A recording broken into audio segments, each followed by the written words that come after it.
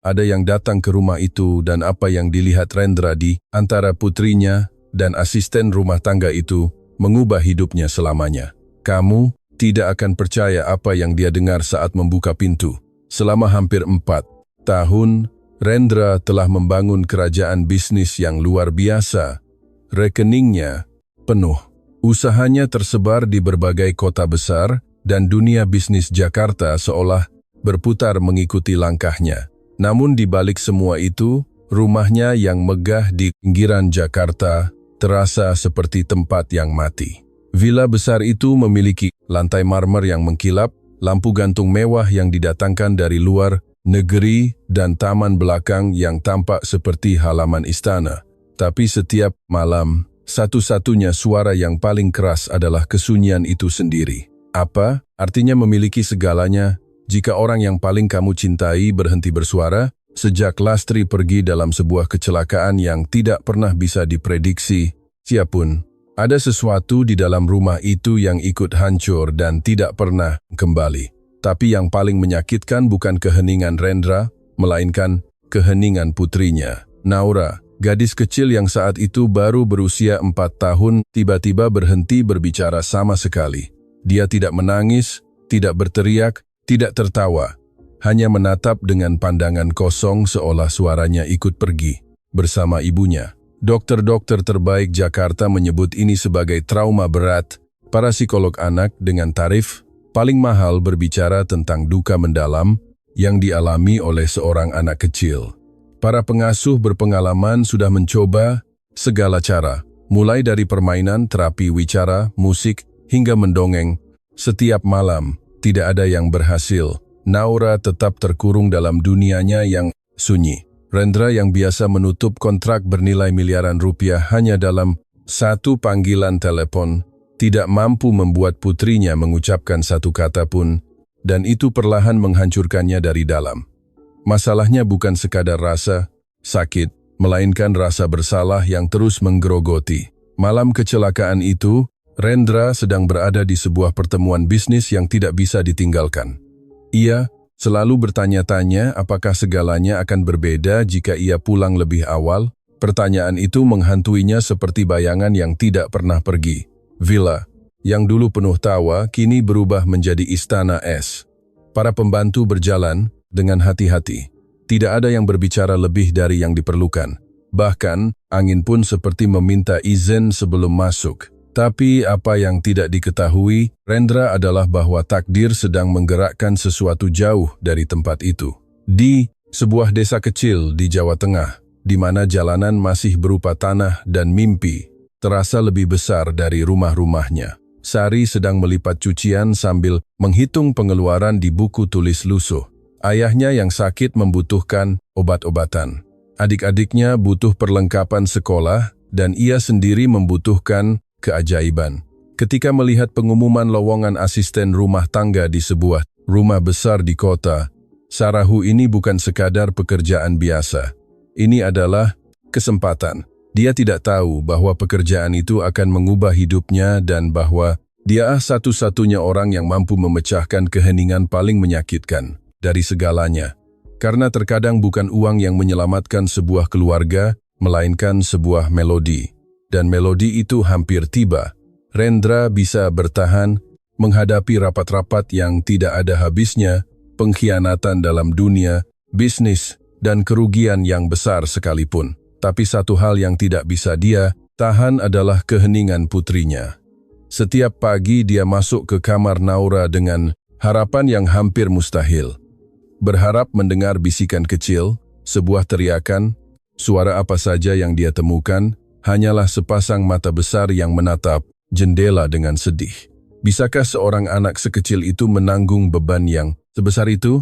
Kamar Naura masih sama persis seperti hari kecelakaan itu terjadi. Baju-baju yang dulu dibelikan Lastri masih tergantung rapi di lemari. Boneka-boneka masih berada di tempat yang sama. Rendra tidak mengizinkan siapapun memindahkan apun. Seolah menjaga keteraturan itu adalah cara putus asasanya untuk menolak kehilangan. Para pengasuh silih berganti datang dan pergi. Perempuan-perempuan berpendidikan dengan berbagai sertifikat dan pengalaman dari luar negeri. Ada yang mencoba pendekatan disiplin terstruktur, ada yang menggunakan metode stimulasi emosi modern, bahkan salah satunya membawa seperangkat alat musik profesional. Tidak ada yang berhasil. Naura tidak bereaksi sama sekali. Para pembantu mulai berbisik bahwa villa itu dikutuk oleh kesedihan. Mereka tidak mengatakannya dengan keras, tentu saja, tapi suasananya memang berat. Udara terasa dingin bahkan di tengah musim kemarau. Rendra mulai pulang semakin larut, bukan karena tidak ingin bertemu putrinya, melainkan karena tidak tahan merasa tidak berdaya di hadapannya. Pria yang menguasai pasar, bisnis itu tidak mampu menaklukkan keheningan seorang anak perempuan berusia 4 tahun. Lalu pada suatu Senin pagi, Sari datang. Dia tidak membawa ijazah di universitas atau surat rekomendasi dari keluarga terpandang. Hanya sebuah koper, kecil, seragam sederhana, dan sebuah gitar akustik tua yang terbungkus dalam tas, kain yang sudah usang. Pak Hendra, kepala pelayan memandangnya dari atas ke bawah dengan ekspresi ragu yang jelas. Kami tidak butuh penghibur di sini, katanya dengan nada kering. Sari tersenyum dengan rendah hati. Saya tidak datang untuk bernyanyi, Pak. Saya datang untuk bekerja. Yang tidak diketahui siapapun adalah bahwa gitar itu bukan sekadar benda biasa.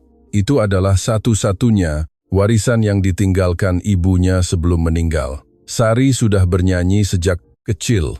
Dia bernyanyi sambil membersihkan rumah, sambil memasak, sambil menangis diam-diam agar adik-adiknya tidak mendengar. Hari pertama, Naura mengamatinya dari ujung koridor. Sari sedang berlutut membersihkan lantai, mendengungkan lagu lama dengan suara yang sangat pelan. Sebuah lagu tentang bintang dan janji-janji. Suaranya hampir tidak terdengar, tapi ada sesuatu yang berubah. Naura melangkah beberapa langkah lebih dekat. Dia tidak berbicara, tapi untuk pertama kalinya dalam berbulan-bulan, matanya tidak lagi terlihat kosong. Dan meski Sari tidak menyadarinya saat itu, lapisan es itu mulai retak. Karena ada luka-luka yang tidak bisa disembuhkan oleh ilmu pengetahuan, tapi hati selalu tahu caranya. Hari-hari pertama, Sari menjaga jarak. Dia tahu posisinya. Dia asisten rumah tangga baru. Tidak lebih dari itu, dia tidak melampaui batas, tidak mengajukan pertanyaan, tidak berpendapat, hanya bekerja dalam diam. Meski diamnya berbeda dengan diam yang ada di villa itu, diamnya penuh dengan kehidupan. Naura mulai mengikutinya seperti bayangan kecil, tidak berbicara, tidak meminta ampun, hanya duduk di lantai sambil mengamati Sari bekerja dengan mata besar yang seolah menyimpan beban dunia. Sari berpura-pura tidak memperhatikan kehadiran gadis kecil itu, tapi di dalam hatinya ada sesuatu yang sakit. Dia pernah melihat tatapan itu sebelumnya pada adik-adiknya sendiri, ketika ibu mereka meninggal. Campuran antara ketakutan dan kehampaan yang tidak bisa dijelaskan dengan kata-kata, dan dia bertanya-tanya, jangan-jangan Naura bukan kehilangan suaranya, melainkan kehilangan keinginan untuk menggunakannya. Suatu sore, ketika seluruh pegawai sedang berada di dapur, Sari selesai membersihkan ruang tamu utama.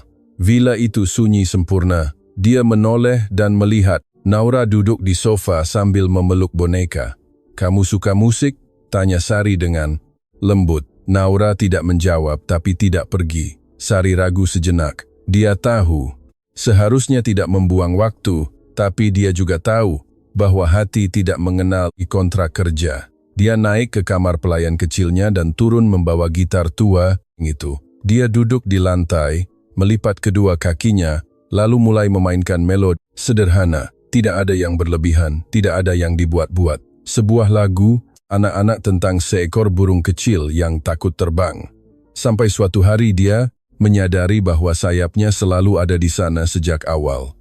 Naura mengangkat kepalanya tidak langsung, tidak dramatis, tapi jari-jari kecilnya mulai bergerak, mengikuti irama.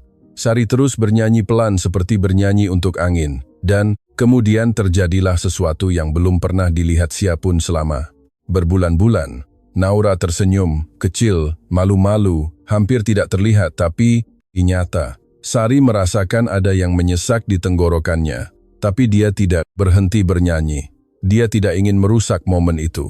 Keesokan harinya, dia melakukannya lagi. Dan hari berikutnya, sampai suatu sore, saat Sari sedang menyanyikan bagian refrain, dia mendengar sesuatu yang sangat pelan, hampir seperti bisikan. Naura mengulang satu kata dari lagu itu. Sari terdiam. Mungkin hanya imajinasinya. Mau coba lagi? Tanyanya dengan suara bergetar. Gadis kecil itu menatapnya lurus dan kali ini lebih jelas. Dia menyanyikan satu kalimat pendek, tapi cukup untuk mengubah segalanya. Dan yang tidak diketahui, Sari adalah bahwa tepat saat itu, Rendra baru saja tiba lebih awal dari biasanya dan sedang mendengarkan semuanya dari balik koridor. Rendra hampir tidak pernah pulang lebih awal. Hari itu terjadi begitu saja tanpa rencana. Sebuah pertemuan dibatalkan mendadak. Sebuah kontrak ditunda. Jalanan Jakarta yang biasanya macet tiba-tiba mengalir lancar. Tidak ada yang terasa luar biasa sampai dia melangkah masuk ke dalam rumahnya sendiri. Lalu dia mendengarnya sebuah melodi.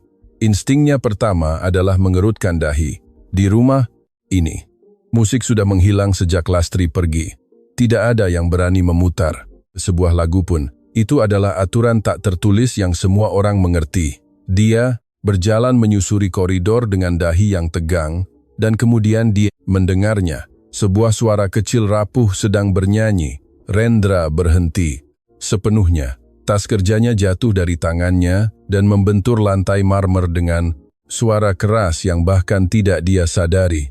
Tidak mungkin.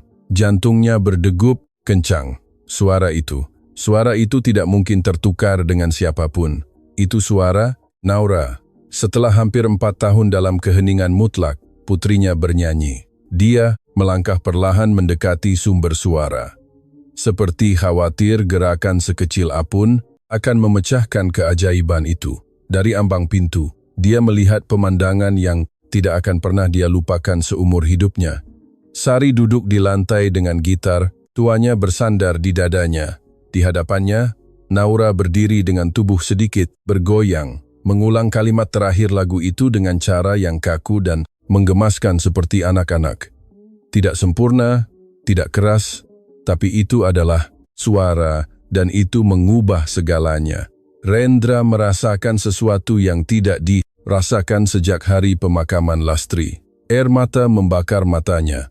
Bagaimana ini bisa terjadi? Dokter-dokter, terapi-terapi para spesialis ternama, tidak ada yang berhasil melakukan apa yang perempuan muda dengan seragam sederhana dan gitar butut itu lakukan dalam diam. Siapa sebenarnya dia? Naura bernyanyi lagi. Kali ini lebih jelas. Dan kemudian terjadi sesuatu yang lebih luar biasa lagi. Gadis kecil itu menatap Sari dan tertawa. Tawa kecil tidak terbiasa seperti sesuatu yang sudah lama berkarat. Tapi itu adalah tawa. Rendra meletakkan tangannya di dada seperti kehabisan napas. Bertahun-tahun dia mencoba membeli solusi, dan sekarang dia memahami sesuatu yang menghancurkan. Cinta tidak bisa dibeli. Sari tanpa menyadari dirinya sedang dia mati memeluk gadis kecil itu dengan lembut saat lagu selesai. Kamu luar biasa, juara, bisiknya Rendra. Merasakan sesuatu di dalam dirinya pecah, tapi bukan karena sakit. Itu adalah es yang mencair. Untuk pertama kalinya sejak Lastri pergi, villa itu tidak terasa seperti tempat yang mati. Rasanya hidup, tapi apa yang tidak diketahui Rendra adalah bahwa keajaiban ini akan membawa konsekuensi. Karena ketika sebuah hati mulai berdetak lagi, keinginan pun ikut terbangun.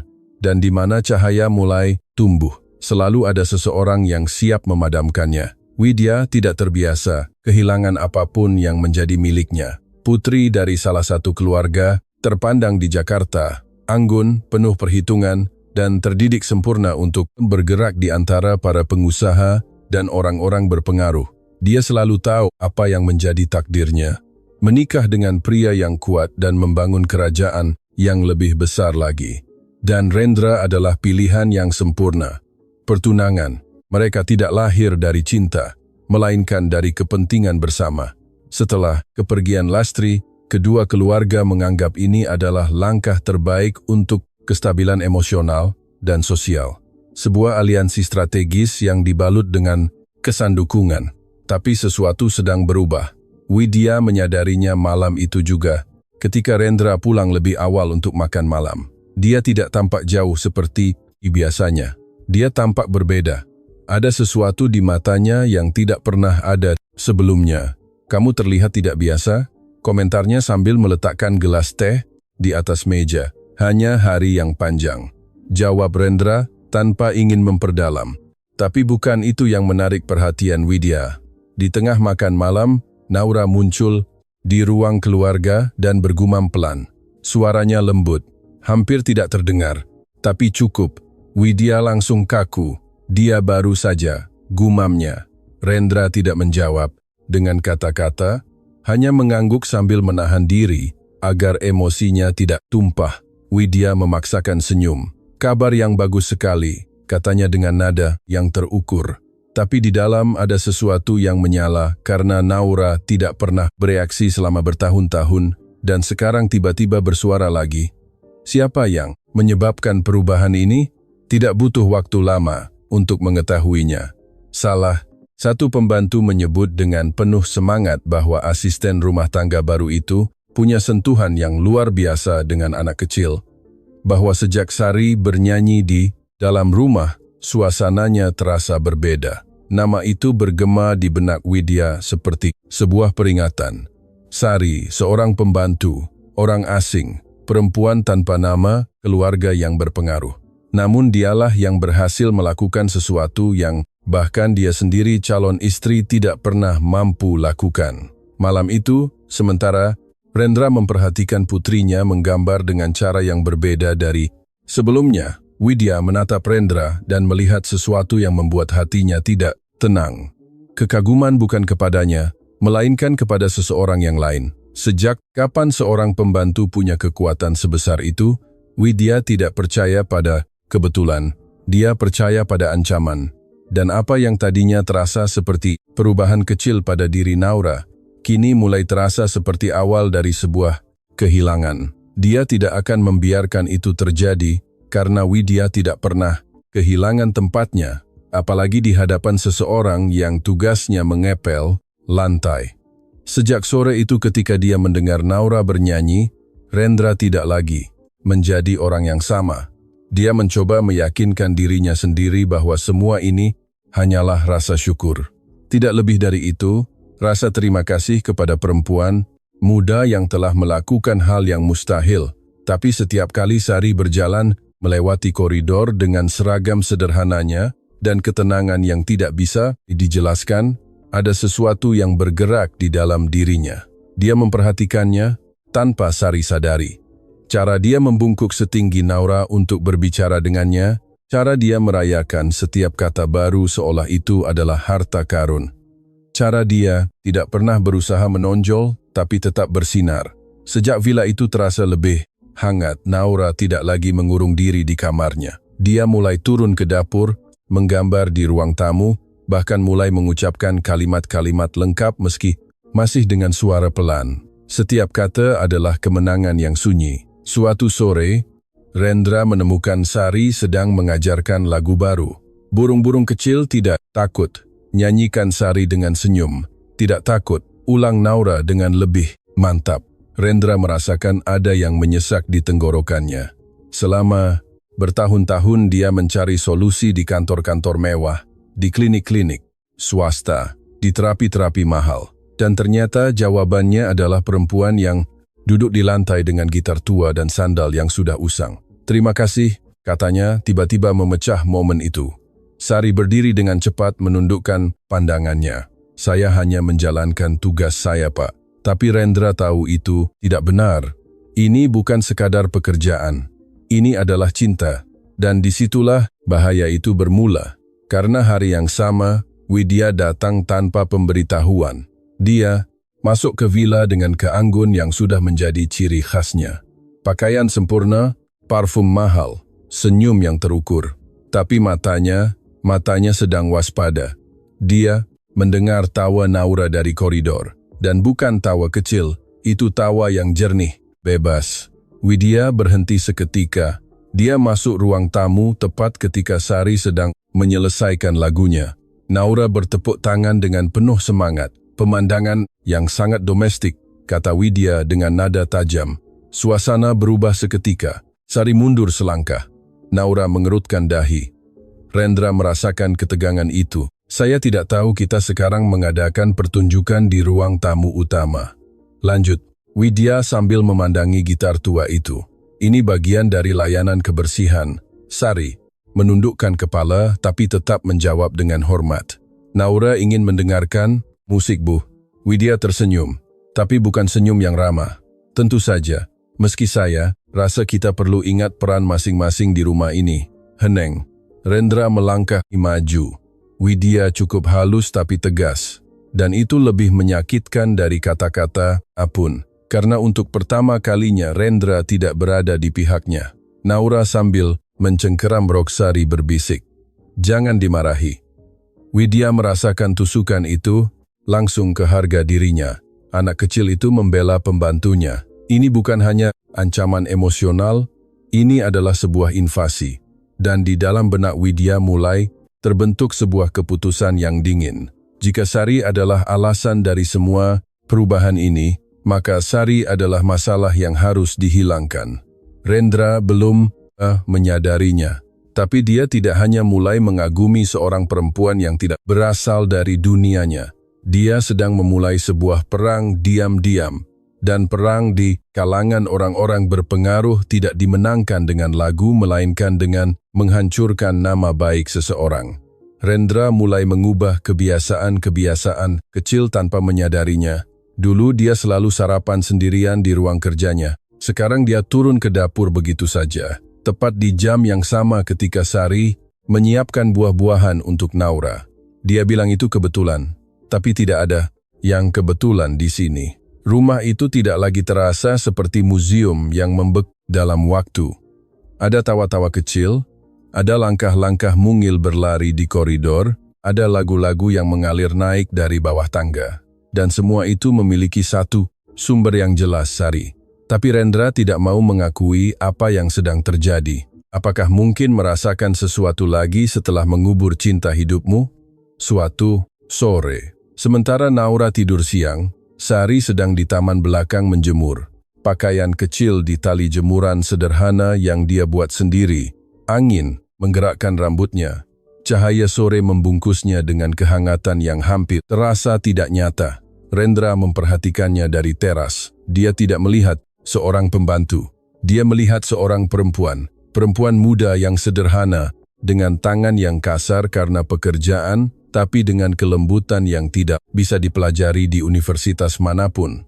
Perempuan yang tidak berusaha mengesankan siapapun, namun tetap saja melucuti pertahanannya. Tidak perlu melakukan itu, katanya sambil turun ke taman. Sari terkejut. Maksud Bapak? Menjemur di luar. Ada mesin pengering di dalam. Dia tersenyum tipis. Sinar. Matahari meninggalkan aroma yang lebih harum, dan Naura tidur lebih nyenyak kalau bajunya berbau udara segar. Rendra terdiam. Dia tidak pernah memikirkan hal seperti itu. Dia menyelesaikan masalah dengan uang. Sari menyelesaikannya dengan perhatian. Bagaimana kamu melakukannya? Tanyanya tiba-tiba. Melakukan apa? Membuat dia mau hidup lagi. Sari menundukkan pandangannya. Saya tidak melakukan sesuatu yang istimewa. Saya hanya mendengarkannya. Kadang anak-anak tidak butuh dokter. Mereka butuh seseorang yang mau bersabar dengan mereka. Kata itu menghantamnya keras. Rendra selama ini mencoba mempercepat proses duka putrinya, memaksakan kemajuan, membeli solusi. Sari hanya duduk dan menunggu. Bapak sangat mencintainya, tambah Sari dengan lembut. Itu terlihat jelas. Tapi, cinta juga butuh waktu. Keheningan di antara mereka tidak lagi terasa canggung, terasa berbeda, lebih dekat, lebih manusiawi. Rendra merasakan sesuatu yang sudah lama tidak dia rasakan. Ketenangan.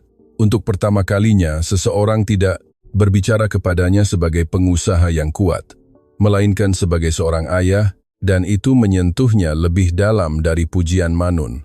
Dari jendela lantai 2, seseorang sedang mengamati. Widya datang untuk membicarakan detail pernikahan yang rencananya akan digelar 6 bulan lagi. Tapi yang dia lihat bukan percakapan antara majikan dan pembantu. Dia melihat kedekatan, dia melihat kelembutan, dia melihat sesuatu yang tidak pernah dia lihat pada Rendra saat bersamanya dan dia mengerti. Ancaman itu bukan hanya soal hubungan dengan Naura, melainkan hubungan dengan laki-laki itu sendiri. Widya bukan orang yang naif. Dia pandai membaca ekspresi dan tatapan Rendra tidak lagi kosong. Dia sedang terbangun. Malam itu, saat makan malam formal yang mereka bertiga hadiri, Widya berbicara dengan kelembutan yang dibuat-buat. Rendra, kurasa kita perlu mempercepat tanggal pernikahan. Tidak baik membiarkan pertunangan terlalu lama. Sari yang saat itu sedang menuangkan air minum merasakan udara di sekitarnya berubah. Naura, berhenti makan. Rendra tidak langsung menjawab. Untuk pertama kalinya dia ragu dan keraguan itu sudah cukup berbicara. Karena ketika seorang pria yang berkuasa mulai mempertanyakan keputusan yang tampaknya sudah pasti, itu artinya hatinya sudah memilih jalan yang lain. Widya menggenggam gelasnya lebih erat. Jika Sari telah membawa musik ke dalam rumah ini, maka dia akan membawa keheningan kembali. Dan kali ini bukan keheningan yang polos, melainkan keheningan yang dipaksakan. Villa itu terbangun dalam kekacauan keesokan harinya. Bukan kekacauan yang berisik, melainkan yang anggun tapi beracun. Widya telah menyelenggarakan sebuah pertemuan kecil malam sebelumnya. Tidak ada yang mewah, hanya beberapa kenalan berpengaruh teh dan percakapan-percakapan yang penuh strategi. Rendra hadir karena kewajiban. Sari tetap di tempatnya, menyelesaikan tugasnya tanpa didam, ikut campur. Tapi keesokan paginya, Widya turun dari tangga dengan wajah pucat dan suara penuh amarah yang ditahan. Perhiasan saya tidak ada. Kalimat itu jatuh seperti batu di air yang tenang. Pak Hendra adalah yang pertama bereaksi. Apakah ibu yakin? Sangat yakin. Kalung batu hijau milik nenek saya hilang.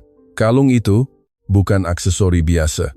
Itu adalah perhiasan tua dengan nilai ekonomi yang tinggi dan makna yang jauh lebih besar lagi.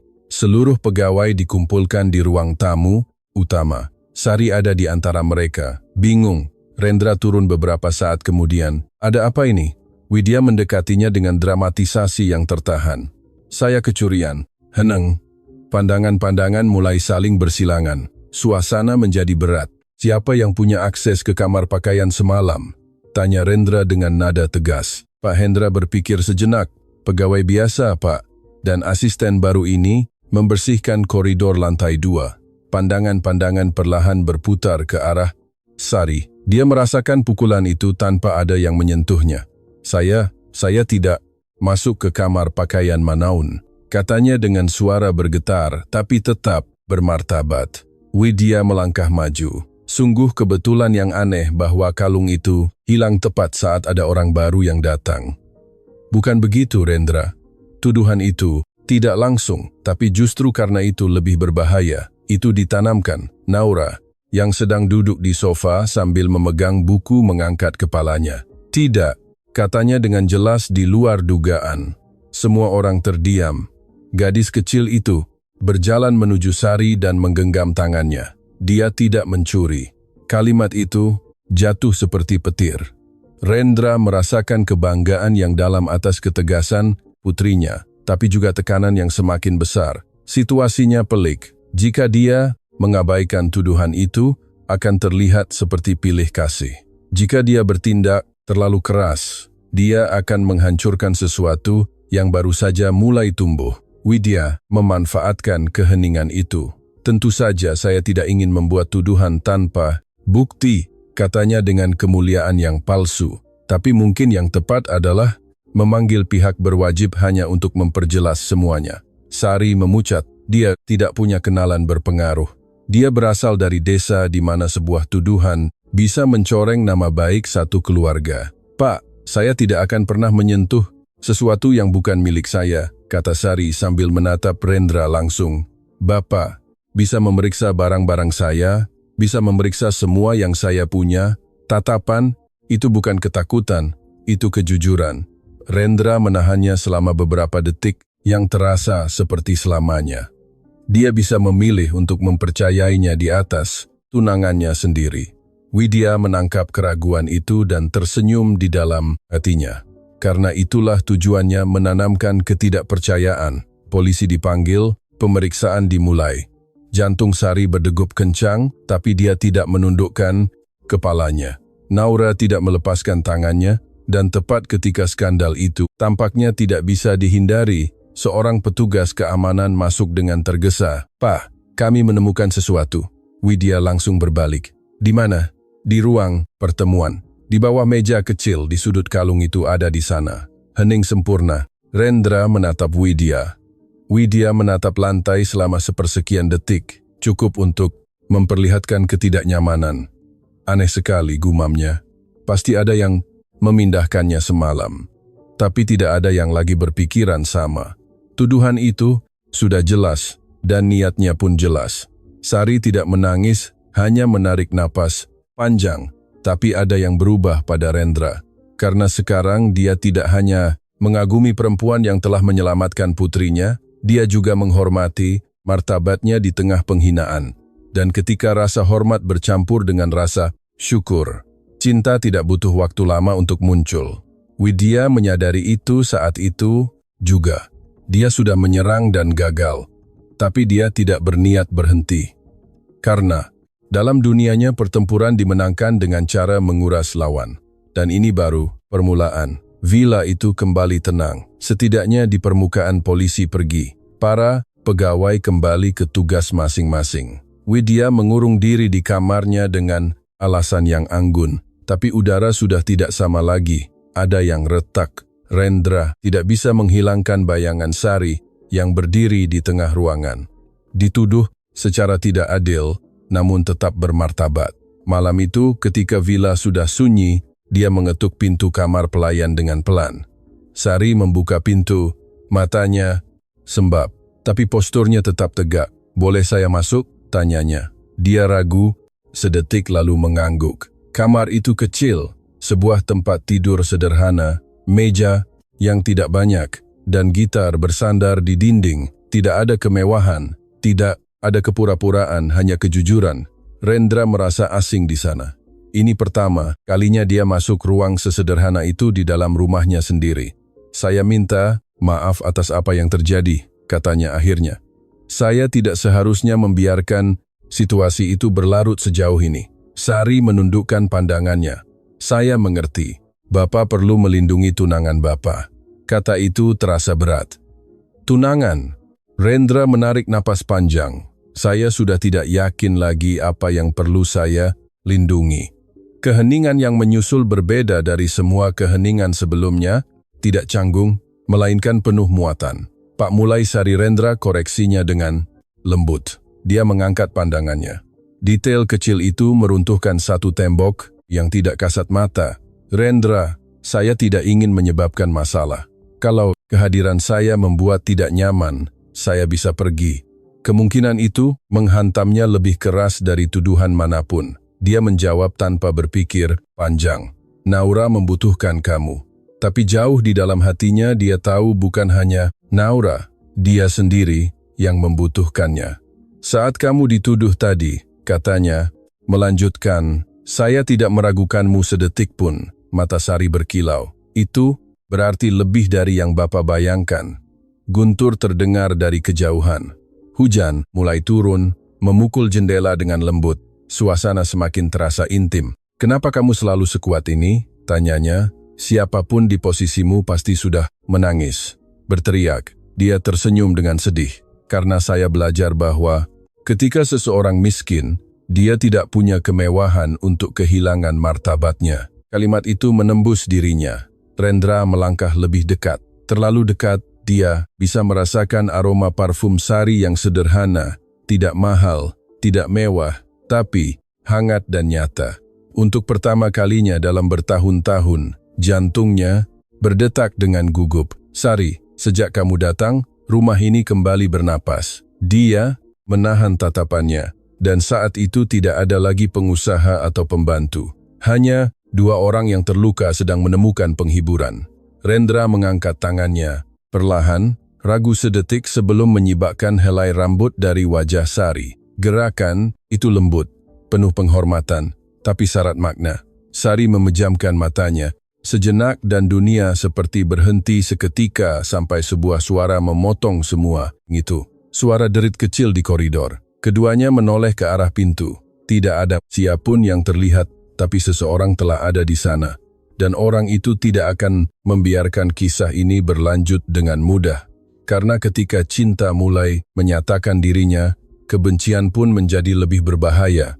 Ya, memang ada seseorang di koridor itu. Dan itu bukan kebetulan. Widya tidak percaya pada kebetulan. Dia percaya pada pengawasan.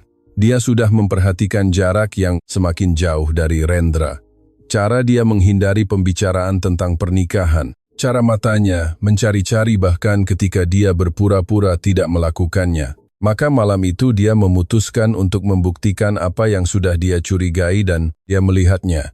Dia tidak mendengar setiap kata tapi dia melihat cukup banyak. Kedekatan, ketegangan, cara Rendra mengucapkan namanya itu sudah cukup. Widya tidak berteriak, tidak membuat adegan.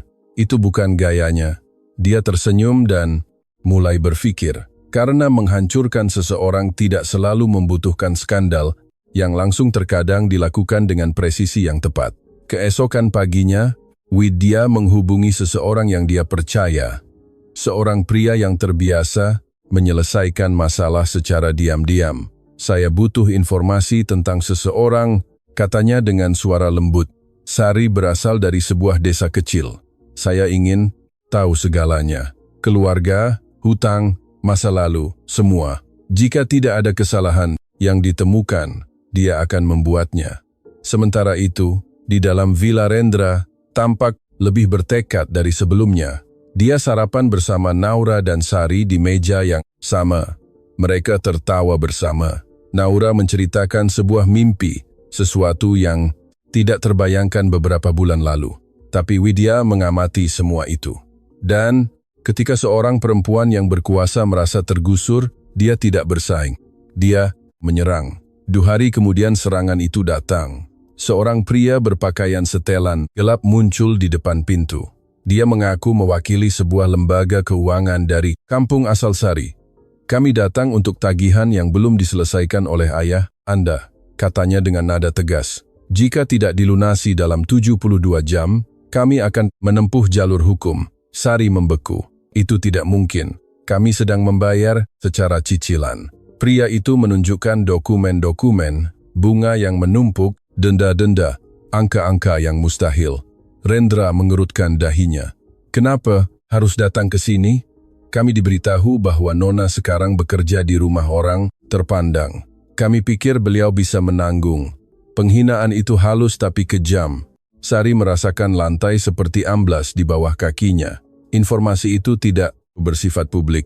Seseorang telah mencarinya. Seseorang telah mengirimkan orang ini. Sore itu dia menerima pukulan lagi. Sebuah telepon dari rumah sakit di kampungnya. Ayahnya semakin memburuk. Dia butuh tindakan medis yang mendesak dan uang yang tidak ada. Rendra saat mendengar ini bertindak tanpa ragu. Saya yang akan menanggung biayanya, katanya dengan tegas. Sari menggelengkan kepala. Air mata tertahan. Saya tidak bisa menerima itu. Ini bukan belas kasihan. Ini bantuan. Dan kamu sudah membantu putri saya saat tidak ada yang lain bisa. Tapi, menerima berarti sesuatu yang lebih berarti ketergantungan. Dan Widya tahu itu. Dari kamarnya mengamati setiap gerakan, dia memahami bahwa rencananya sedang berjalan. Tekanan finansial, kerentanan emosional, potensi skandal. Jika Sari menerima uang itu, dia akan dituduh sebagai oportunis. Jika dia menolak, ayahnya bisa kehilangan nyawa. Ini adalah langkah yang sempurna. Begitu Widya pikir, karena dia lupa satu hal yang sangat mendasar. Sari bukan perempuan yang lemah, dan Rendra bukan lagi pria dingin yang hanya menjaga nama baiknya. Malam itu, Sari mengambil sebuah keputusan.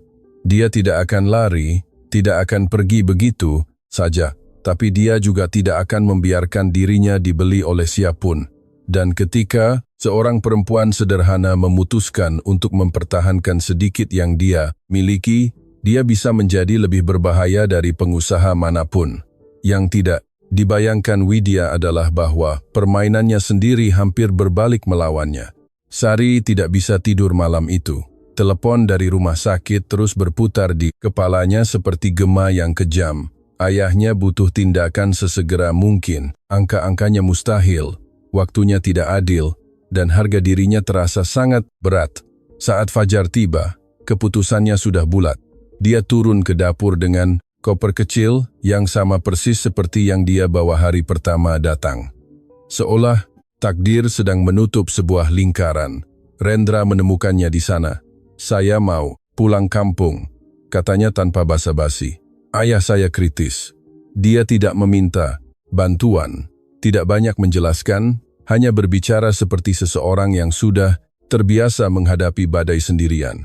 Rendra menatapnya dalam diam. Ketegasan itu mengharukan sekaligus menyiksanya. "Saya antar," jawabnya tidak perlu. Ini bukan pilihan. Itu bukan nada seorang pengusaha, melainkan nada seorang pria yang tidak mau lagi berdiri di pinggir. Naura muncul di depan pintu dengan rambut yang acak-acakan dan mata yang masih mengantuk. "Kamu mau pergi?" tanyanya, dan suaranya bukan lagi suara anak kecil yang patah. Sari membungkuk untuk memeluknya. "Cuma beberapa hari saja, sayang." Gadis kecil itu menggelengkan kepalanya dan memeluk lebih erat. "Jangan sendirian." Dan kalimat kecil itu mengakhiri semua keraguan. Beberapa jam kemudian, Rendra menyetir melalui jalan-jalan yang belum pernah dia lewati seumur hidupnya. Mereka meninggalkan gedung-gedung kaca Jakarta, jalan-jalan lebar, dan aspal yang mulus. Jalanan berubah menjadi tidak rata, lalu tanah, lalu debu. Sari menatap keluar jendela tanpa bersuara. Dia tidak merasa malu, tidak juga bangga, hanya fokus. "Tidak perlu melakukan ini," bisiknya setelah beberapa saat. "Perlu," jawab Rendra. Dia menatapnya, tidak bertanya lagi. Ketika mereka tiba, kontrasnya begitu nyata. Rumah-rumah rendah, dinding yang tidak dicat, tetangga yang menyapa dengan tatapan penasaran, tidak ada jejak kemewahan yang selama ini dianggap Rendra sebagai hal yang biasa. Namun, ada sesuatu yang berbeda di sini. Orang-orang saling kenal satu sama lain, saling membantu tanpa kamera, saling menatap mata dengan tulus. Mereka masuk ke rumah kecil milik keluarga Sari. Ayahnya berbaring di tempat tidur sederhana, lebih kurus dari yang dibayangkan Rendra, tapi matanya teguh dan penuh martabat. "Ayah," bisik Sari. Sang ayah menggenggam tangannya, lalu menatap Rendra, bukan dengan kecurigaan, melainkan dengan penilaian yang tenang. "Terima kasih sudah mengantarnya," katanya dengan suara lemah tapi jelas. Dia tidak meminta uang, tidak meminta penjelasan, hanya menahan tatapan itu. Dan Rendra memahami sesuatu saat itu juga. Keluarga ini tidak butuh belas kasihan, mereka butuh dihormati. Dokter dari klinik terdekat menjelaskan prosedur yang dibutuhkan dengan cara yang lugas dan langsung. Tidak ada teknologi canggih, tidak ada kemewahan rumah sakit, hanya urgensi. Rendra keluar sebentar ke halaman, mengeluarkan teleponnya, dan membuat 2 panggilan. Tapi kali ini berbeda. Dia tidak berbicara seperti pengusaha besar. Dia berbicara seperti manusia biasa. Dia membayar semua biaya tindakan itu atas nama Sari tanpa transfer yang bisa dilacak dari perusahaannya, tanpa publikasi, tanpa syarat apapun. Ketika dia kembali masuk, Sari menatapnya seolah sudah mengetahuinya. "Saya tidak mau kamu merasa dibeli," katanya sebelum Sari sempat berbicara. "Saya hanya mengembalikan sesuatu yang sudah kamu berikan kepadaku." "Apa yang sudah aku berikan?" tanya Sari dengan suara bergetar. "Harapan, tindakan medis itu dilakukan sore hari yang sama di sebuah klinik sederhana di kota terdekat." Sari tidak melepaskan tangan ayahnya sekejap pun. Rendra duduk di ruang tunggu. Pikirannya melayang ke villa yang dulu terasa seperti es. Ketawa. Naura yang baru saja dia dengar ketatapan Sari saat mempertahankan martabatnya Untuk pertama kalinya dalam bertahun-tahun, dia tidak memikirkan kontrak. Dia memikirkan keluarga. Beberapa jam kemudian, dokter keluar. Berhasil. Sekarang tergantung pada istirahat. Sari menangis. Bukan tangis yang ditahan, bukan yang tersembunyi, melainkan tangis yang nyata dan lega. Dan Rendra memeluknya bukan sebagai majikan, bukan sebagai dermawan, melainkan sebagai seseorang yang sudah tidak bisa lagi membayangkan hidupnya tanpa perempuan ini. Malam itu mereka duduk di halaman rumah kampung itu. Langit penuh bintang yang tidak pernah bisa dilihat dari Jakarta. Sari mengeluarkan gitarnya, memainkan melodi yang lembut, bukan untuk mengesankan siapapun, melainkan sebagai rasa syukur. Rendra memandangnya di bawah cahaya redup, dan dia tahu cinta tidak datang dengan dentuman kembang api. Ia datang perlahan dengan kesabaran, dengan martabat, dengan musik, dan dia memahami sesuatu yang akan mengubah semua yang akan terjadi setelahnya. Jika dia ingin melindungi apa yang sedang mereka bangun, dia harus menghadapi siapa yang mencoba menghancurkannya. Karena saat kembali ke Jakarta, tidak ada yang akan sama lagi. Perjalanan pulang ke Jakarta tidak terasa tenang. Perjalanan kembali dipenuhi keheningan yang tidak lagi canggung, tapi penuh keputusan. Sari menatap Cakrawala. Rendra menyetir dengan pikiran yang jernih untuk pertama kalinya dalam bertahun-tahun. Ini bukan sekadar cinta yang dia rasakan. Ini adalah kepastian. Saat tiba di villa, ada sesuatu yang terasa berbeda. Terlalu teratur, terlalu sunyi. Pak Hendra menyambutnya dengan ekspresi yang tidak bisa dia sembunyikan. "Pak, kita perlu bicara." Rendra meletakkan tasnya di lantai. Mereka masuk ke ruang kerja. Pak Hendra menutup pintu dengan hati-hati. "Bukan urusan saya untuk ikut campur dalam hal pribadi, tapi apa yang terjadi dengan hutang Sari bukan kebetulan." Sari merasakan bulu kuduknya berdiri. Rendra tidak berkedip. "Jelaskan." Sehari sebelum penagih itu datang, Widya menerima seorang pria di ruang duduk pribadi. Saya sendiri yang mengumumkan kedatangannya. Lalu saya melihatnya keluar membawa dokumen-dokumen di tangannya. Hening yang padat tidak terbantahkan. Sari menundukkan pandangannya bukan karena malu, melainkan karena sudah terkonfirmasi. Rendra mengepalkan tangannya. Ini bukan sekadar cemburu, bukan sekadar harga diri yang terluka. Ini adalah manipulasi. Dan dalam dunianya, itu adalah hal yang tidak bisa dimaafkan. Dia naik tangga tanpa mengumumkan kedatangannya. Dia menemukan Widya di kamar pakaian sedang mencoba gaun baru. Widya memandang cermin sebentar sebelum berbicara. "Cepat sekali kalian kembali. Kamu memanipulasi hutang Sari, tanpa basa-basi, tanpa kesopanan." Widya menahan refleksinya beberapa detik sebelum berbalik perlahan. "Aku sudah peringatkan kamu bahwa perempuan itu akan membawa masalah. Jangan jawab dengan alasan. Apa yang kamu ingin aku lakukan?" Rendra, suaranya kehilangan kemanisan yang sudah dia latih. Diam berdiri sambil melihat seorang pembantu mencuri akal sehatmu. Dia melangkah maju. Dia tidak mencuri apapun dariku. Dia menjauhkanmu dari posisimu, dari nama baikmu, dari duniamu. "Duniaku," jawabnya dengan ketenangan yang berbahaya. "Sudah tidak ada artinya sejak 4 tahun lalu." Widya menatapnya untuk pertama kali tanpa topeng. "Kamu akan menghancurkan reputasimu demi perempuan tanpa nama keluarga. Bukan tanpa nama keluarga, tapi tanpa uang. Dan ada perbedaan yang sangat besar di antara keduanya." Kalimat itu seperti tamparan yang anggun. Widya tertawa. "Tidak percaya, jangan naif. Masyarakat tidak memaafkan keputusan seperti itu. Kalau begitu biarkan mereka tidak memaafkan." Heneng, ketegangan hampir terasa nyata. "Pertunangan ini saya batalkan," katanya. Akhirnya gaun itu jatuh dari tangan. "Widya, kamu tidak bisa melakukan ini padaku. Aku tidak bisa menikahi seseorang yang mencoba menghancurkan orang yang menyelamatkan putriku." Widya mendekatinya dengan putus asa untuk pertama kalinya.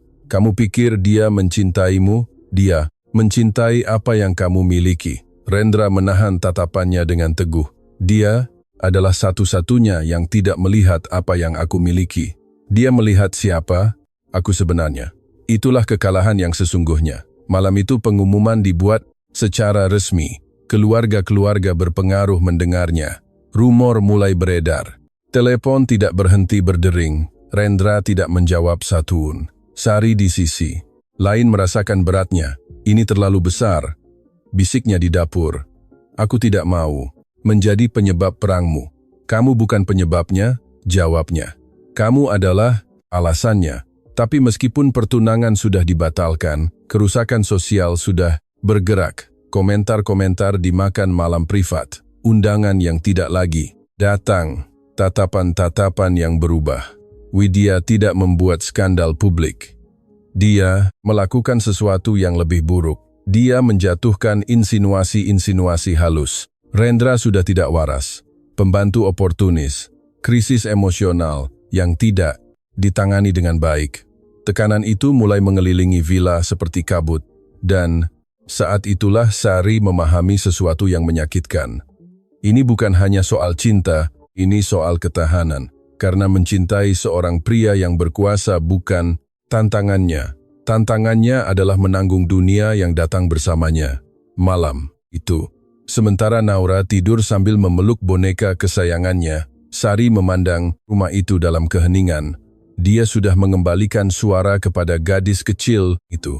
Dia sudah mengembalikan harapan kepada pria itu, tapi mungkin harganya terlalu mahal. Dan di dalam hatinya mulai terbentuk sebuah keputusan. Keputusan yang akan menyakiti lebih dalam dari tuduhan manapun. Rumor-rumor itu dimulai sebagai bisikan dan dalam beberapa hari berubah menjadi gema yang terus-menerus. Di pertemuan-pertemuan bisnis, Rendra memperhatikan tatapan-tatapan itu, komentar-komentar yang berkedok kekhawatiran, saran-saran yang tidak diminta siapapun. Tidak bijak mencampurkan emosi dengan reputasi. Putrimu butuh stabilitas, bukan skandal. Masyarakat sedang mengamati Murendra, tapi untuk pertama kalinya dalam hidupnya, dia tidak takut kehilangan kontrak. Dia takut kehilangan Sari. Namun, Sari memang takut akan sesuatu. Dia takut menjadi alasan mengapa Naura kembali menderita. Suatu sore saat membantu gadis kecil itu, mewarnai gambar di tan, dia tidak sengaja mendengar percakapan antara dua pembantu baru yang direkrut melalui rekomendasi dari luar. Katanya dia akan segera dipecat. Sudah jelas, perempuan seperti itu memang selalu mencari kesempatan untuk naik derajat. Kata-katanya tidak keras tapi beracun. Sari berpura-pura tidak mendengar. Naura mengangkat kepalanya. Naik derajat itu apa? Sari memaksakan senyum. Tidak penting sayang, tapi itu penting. Malam itu, Rendra menemukan Sari di teras sedang memandangi lampu-lampu kota yang jauh. Kamu terlihat jauh, katanya. Aku sedang berpikir, jangan sendirian. Dia menarik napas panjang. Duniamu besar, Rendra berkuasa penuh tuntutan. Aku tidak termasuk di dalamnya. Aku tidak mau kamu termasuk dalam dunia itu. Aku mau kamu ada di duniaku. Itu hal yang sama. Heneng. Dia melangkah lebih dekat. Aku tidak akan melepaskanmu karena komentar-komentar itu. Ini bukan komentar, jawabnya dengan suara tegas. Ini konsekuensi. Hari ini mereka membicarakan aku, besok mereka akan membicarakan Naura. Itu menghentikannya. Sari menatapnya, langsung ke matanya. Aku bisa tahan. Dibilang oportunis. Aku bisa tahan kalau mereka mempertanyakan masa laluku, tapi aku tidak bisa membiarkan putrimu kembali merasa tertekan karena aku. Rasa sakit dalam suaranya bukan drama, itu kebenaran. Kamu bukan sebuah kesalahan, bisiknya bukan, tapi aku adalah sebuah konflik. Dan saat itulah dia mengucapkan kata yang paling sulit. Aku pergi. Kata itu jatuh seperti pukulan keras. Tidak, jawab Rendra langsung. Iya, karena kalau aku tetap di sini, kamu akan selalu memilihku melawan dunia, dan itu akan mengikismu. Dan suatu hari nanti kamu akan melihatku dengan penuh penyesalan. Tidak akan pernah, katamu sekarang. Dia mundur selangkah. Aku mencintaimu. Akhirnya dia mengakuinya dengan air mata yang tidak dia sembunyikan. Tapi cinta juga berarti tahu kapan harus mundur. Pengakuan itu meruntuhkan tembok terakhir.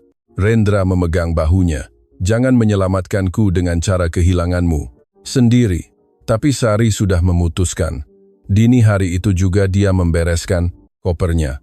Dia tidak membangunkan Naura. Dia tidak mau melihat Rendra menangis. Dia hanya meninggalkan selembar surat di atas meja kerja Rendra. Ketika Rendra terbangun dan mendapati suratnya, ada sesuatu di dalam dirinya yang runtuh. Suratnya sederhana. Terima kasih sudah mengajariku bahwa cinta bisa tumbuh, bahkan di rumah yang beku. Tapi putrimu butuh ketenangan lebih dari sekadar gairah. Dan aku perlu pergi sebelum dunia ini mengubahku menjadi seseorang yang bukan aku. Rendra berlari turun tangga. Terlambat, villa itu kembali sunyi. Tapi bukan keheningan dingin seperti dulu. Ini adalah keheningan dari sebuah kehilangan yang disadari sepenuhnya. Naura terbangun dan mencari Sari. Di mana ia, Rendra tidak tahu harus menjawab apa. Sore itu, gadis kecil itu tidak bernyanyi, tidak tertawa, tidak banyak bicara. Dan disitulah Rendra memahami pelajaran terberat. Melindungi seseorang tidak selalu berarti melepaskannya. Terkadang itu berarti memperjuangkannya. Meski seluruh dunia memandangmu dengan cara yang salah. Rendra masuk ruang kerjanya, memandangi lukisan-lukisan, kontrak-kontrak, simbol-simbol kekuasaan yang sudah dia kumpulkan sepanjang hidupnya. Untuk apa semua itu sekarang? Dia mengambil teleponnya, membatalkan 2 pertemuan, mengabaikan 3 panggilan masuk, dan mengambil satu keputusan yang akan mengubah akhir dari kisah ini. Dia tidak akan membiarkan Sari berkorban sendirian, karena kali ini dia tidak akan berdiri. Dia melihat cinta pergi karena ketakutan. Kali ini dia akan memilih. Dan ketika seorang pria yang selalu memilih kekuasaan memutuskan untuk memilih hatinya, tidak ada yang bisa kembali seperti semula. Rendra tidak memberitahu siapapun. Dia tidak memanggil sopir, tidak menyiapkan pidato, tidak meminta pendapat, hanya mengambil kunci mobilnya dan pergi sebelum ketakutan sempat membujuknya untuk tetap tinggal. Perjalanan ke desa itu tidak lagi terasa jauh. Kali ini bukan wilayah asing. Ini adalah tempat di mana dia memahami apa yang benar-benar penting. Sambil menyetir, kata-kata dalam surat Sari terus berputar di benaknya. Putrimu butuh ketenangan lebih dari sekadar gairah. Dia salah. Naura tidak butuh ketenangan yang kosong. Dia butuh cinta yang berani. Saat tiba di desa itu, dia tidak langsung pergi ke rumah. Dia bertanya tentang Sari. Seorang tetangga menunjuk ke arah lapangan. Dia sedang mengajar musik untuk anak-anak kampung. Itu membuatnya tersenyum. Dia menemukannya di bawah naungan pohon besar dikelilingi anak-anak yang duduk di tanah. Gitarnya berada di atas pangkuannya. Dia menyanyikan lagu sederhana dan anak-anak mengulangnya sambil tertawa. Tidak ada kesedihan di wajahnya. Yang ada adalah cahaya. Tapi ketika dia mengangkat pandangannya dan melihat Rendra, dunia seperti berhenti berputar. Lagu itu terlepas dari bibirnya. Anak-anak mulai berbisik-bisik. Rendra berjalan menuju dia tanpa melihat ke sekeliling, tanpa mengukur konsekuensi. Aku bilang jangan datang, kata Sari dengan suara rendah ketika Rendra sudah berdiri di hadapannya. Dan aku bilang jangan pergi, hening. Anak-anak memperhatikan dengan penuh rasa ingin tahu. Kamu tidak bisa menyelesaikan ini dengan tindakan impulsif. Tambahnya, aku tidak datang untuk menyelesaikan apapun. Aku datang untuk mengatakannya bahwa akulah yang salah. Dia mengerutkan dahinya. Dalam hal apa? Dalam membiarkanmu menanggung keputusan itu sendirian. Aku pikir melindungimu berarti menghormati pengorbananmu. Tapi yang aku lakukan hanya membuktikan bahwa dunia masih menguasa. Sari menatapnya dengan jantung yang berdegup kencang. Rendra. Dia menarik napas panjang, lalu melakukan sesuatu yang belum pernah dia lakukan seumur hidupnya. Dia berlutut di hadapannya bukan untuk pertunjukan, melainkan karena keyakinan. Sebuah bisikan menyebar di lapangan itu. Aku tidak butuh perempuan yang setara secara sosial denganku, katanya dengan suara yang jelas. Aku butuh perempuan yang mengembalikan suara putriku dan kehidupan ke dalam rumahku. Sari merasakan lututnya gemetar. Aku tidak bisa memberikanmu ketenangan dari masyarakat. Lanjutnya, Aku tidak bisa berjanji bahwa tidak akan ada kritikan, tapi aku bisa berjanji bahwa kamu tidak akan pernah lagi menghadapi Apun sendirian. Matanya basah, bukan karena lemah, karena jujur. Aku mencintaimu, Sari. Bukan karena apa yang kamu lakukan untuk Naura, bukan karena apa yang kamu wakili. Aku mencintaimu karena siapa dirimu ketika tidak ada yang melihatmu. Keheningan itu mutlak. Seluruh desa seperti menahan napas. Sari memikirkan villa itu. Tatapan-tatapan orang, rumor-rumor yang beredar, gadis kecil yang sudah kembali bernyanyi. Dia juga memikirkan ayahnya yang pernah mengajarnya bahwa martabat bukan tentang melarikan diri, melainkan tentang memilih dengan keberanian. Kalau dunia tidak mau menerima kita, katanya, maka kita bangun dunia yang baru.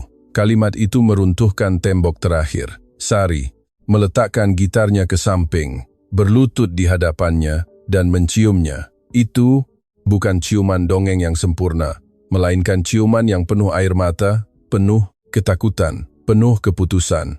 Anak-anak bertepuk tangan tanpa sepenuhnya mengerti, tapi merasakan emosinya. Saat itu sebuah mobil berhenti di pintu masuk desa. Naura turun berlari. Gadis kecil itu melesat ke pelukannya. Jangan pergi lagi. Sari memeluknya erat, menatap Rendra, dan tahu bahwa ini bukan lagi sekadar kisah cinta antara dua orang dewasa. Ini adalah sebuah keluarga yang telah memilih untuk berjuang bersama. Rendra berdiri dan menggenggam tangan keduanya. Dia tidak sedang mengalahkan masyarakat.